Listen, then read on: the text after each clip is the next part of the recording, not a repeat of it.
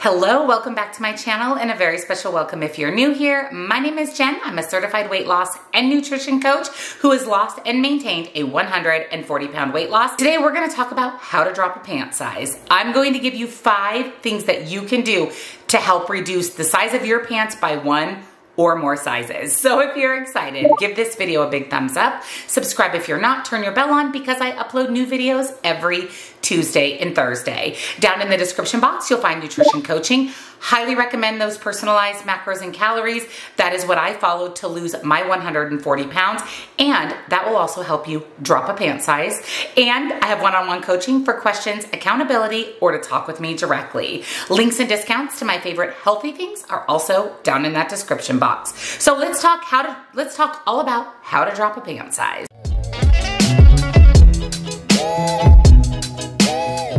You might be thinking, there's no way I'm gonna drop a pant size. I'm never gonna fit back into my favorite jeans. It just feels daunting and unrealistic. But the 5 tips that I'm gonna share with you today will help you do just that. Drop an entire pants size. I first wanna talk about what is the safe amount of weight loss every week. I get asked this question a lot as a weight loss and nutrition coach. How much weight can I actually expect to lose every week? Now, you're not going to lose weight every week. Some weeks you're going to lose, some weeks you're going to gain, some weeks you're going to maintain, but on average, what we want to shoot for healthy weight loss. And when we say healthy weight loss, that means you're in a calorie deficit, but not too severe of a calorie deficit. You're maintaining your metabolism while you're losing weight, and you're just doing it in an overall healthy way that's going to keep the weight off long term. 1/2 to 2 pounds per week is what is considered healthy weight loss. Now, the more weight you have to lose, the quicker you're going to lose it. As you get closer to your goal weight, or if you have less weight to lose, the slower it's going to come off. But remember, 1/2 pound to 2 pounds is what is recommended for healthy, sustainable weight loss.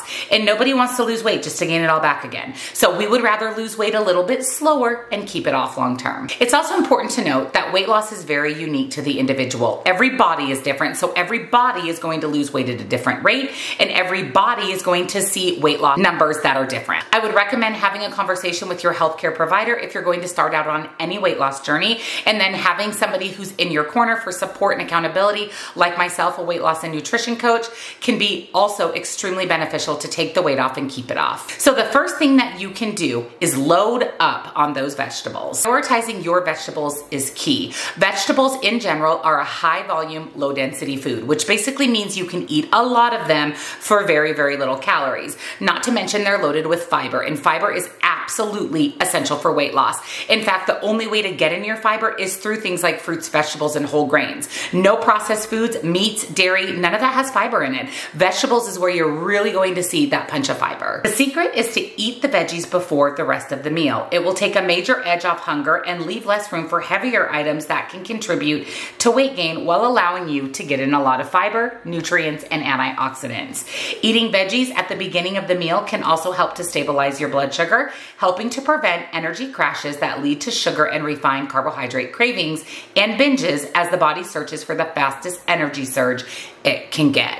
And when our body wants energy due to lack of sleep or due to just expending so much energy throughout the day and not nourishing our body, it's going to immediately crave sugar and processed carbohydrates. So one small thing you can do different when you eat a meal is eat your veggies first, and make sure you have vegetables included in every meal, and better yet, every meal and every snack. Number 2, don't forget about those healthy fats. Fat is not bad. Fat is actually essential for weight loss. It's what adds flavor to our food and helps keep us full and satisfied. Now remember, not all fats are created equal. We want to focus on healthy fats, things like nuts and seeds, good oils, avocados, and adding these into your food, into your diet again, is going to help keep you full. And fat is where all of the flavor from our food comes from. The fattier the steak, the juicier it is and the more flavor it has. Fat contributes to flavor, which makes us feel more satisfied, and because fat is dense, it keeps us fuller for longer and helps to fill us up a little bit more during our meals. You need to add healthy fats to your foods. A couple of examples include eating avocados, cooking your food in avocado oil, MCT oil,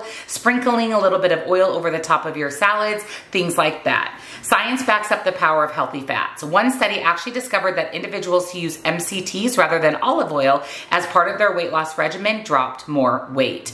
Research also shows that avocados, which are packed with healthy fats can reduce feelings of hunger and boost satiety.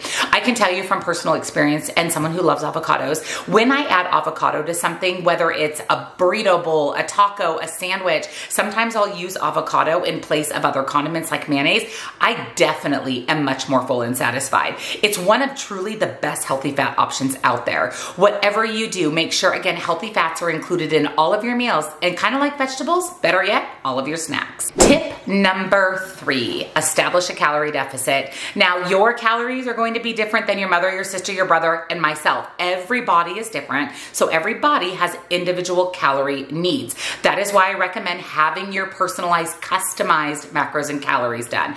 Do not use online calculators. I promise you, test it for yourself. Put your information into 5 different calorie calculators. You're going to get 5 different answers. They're just generalized. You need to know what is for your body. And that's what I offer, personalized macros and calories. It's a very, very small investment, and I promise you it will put you in that deficit that leads to weight loss. A low calorie diet means consuming anywhere from 1,000 to 1,500 calories per day. Calorie deficits of 500 to 700 daily have been utilized and successful in a weight loss regimen. In fact, establishing a calorie deficit is key for long-term success. So we don't want to be on a low calorie diet, that 1,000 to 1,500. Now there are some exceptions to that. Typically older, smaller statured women will have a little less calories, but most people need more than 1,500 calories a day to be in a healthy calorie deficit. And remember, you don't want your deficit to be more than about 500 to 700 lower than maintenance. We want to make sure we keep our metabolism going while we're losing weight. If we eat that really low calorie diet, sure, we're probably going to lose some weight, but we're never going to keep it off, because the lower calorie we eat, the lower our metabolism is, and it just can't keep up with calories for maintenance. So do yourself a favor and go into a mild deficit for sustainable weight loss. And again, that's information I can give you with those personalized calories and macros. Tip number 4, and I live and die by this, and this is don't deprive yourself from fun foods, and be mindful when eating them, but don't deprive yourself of them. I always say follow an 80-20 approach. 80% whole real food, 20% fun food, whatever that looks like to you. Pizza, cookies, chips, whatever. Allow yourself to have fun food. Do not deprive yourself, but be mindful when consuming them. Don't skip dessert or deprive yourself of a mindful indulgent. Often it's people who set the loftiest goals for themselves who dive in wholeheartedly and cut out all of their favorite indulgences. However, rarely this doesn't backfire. Even if the goal is to only do this for a month, it's not easy and proves to be too restrictive for many people who throw in the towel altogether and end up overdoing it on the very food they were trying to avoid.